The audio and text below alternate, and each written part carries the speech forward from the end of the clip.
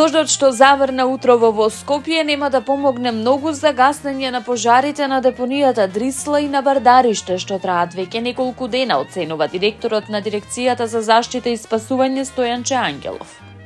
Тој вели дека во претходните денови биле фрлени тони и тони вода, но чадењето продолжува.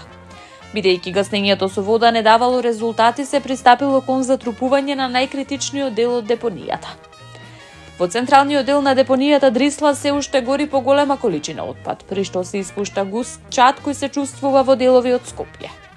Во меѓувреме продолжуваат активностите за затрупување на Дрисла, кои треба да бидат интензивирани во текот на денов.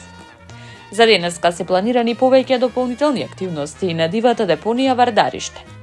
Ангелов вчера изјави дека постојат индиции оти се работи за намерно подметнат пожар, бидејќи во текот на летото, кога имало високи температури, не дошло до самозапалување на депонијата.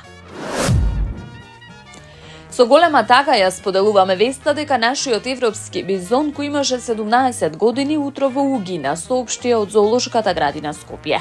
Животниот век на овие животни е од 14 до 20 години, како што велат во нивната објава на социјалните мрежи. Овој величествен и реток представник на европската дива фауна од 2011 година беше еден од најимпресивните жители на Скопската зоолошка градина.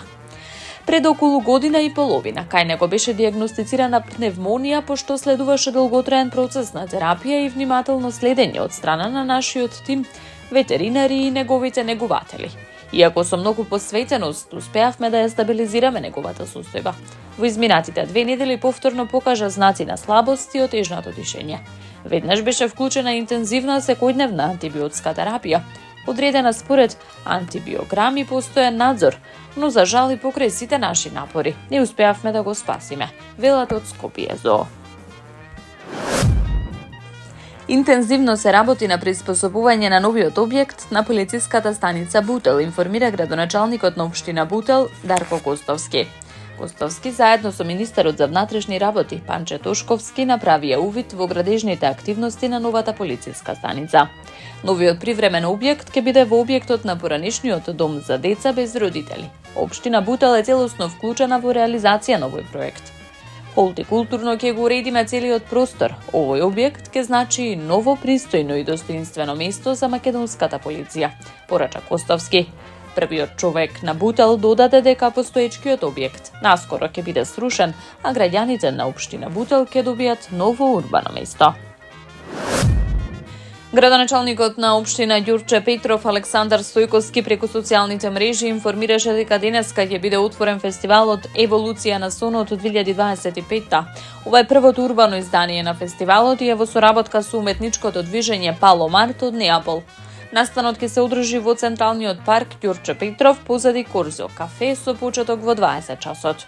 Како што информираше Стојковски, предвидени се настапи на уметници од Португалија, Бразил и Италија со аудиовизуелни перформанси, концерти, диџеј сетови, инсталации и мурална уметност. Фестивалот ќе продолжи во петок и сабота.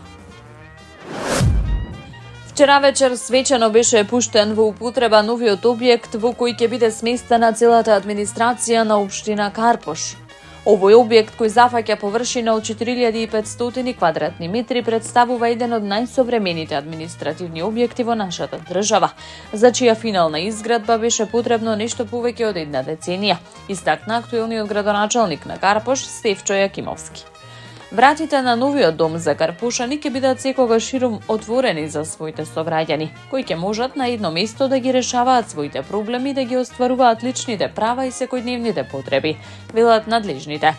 Овој објект не е само бетон и арматура. Верувам дека тука ќе се носат важни одлуки преку кои ќе се креира иднината на Карпош. Нашата локална самоуправа е лидер во многу работи, а со овој чин покажавме дека знаеме да изградиме објект по европски стандарди, со визија и со срце.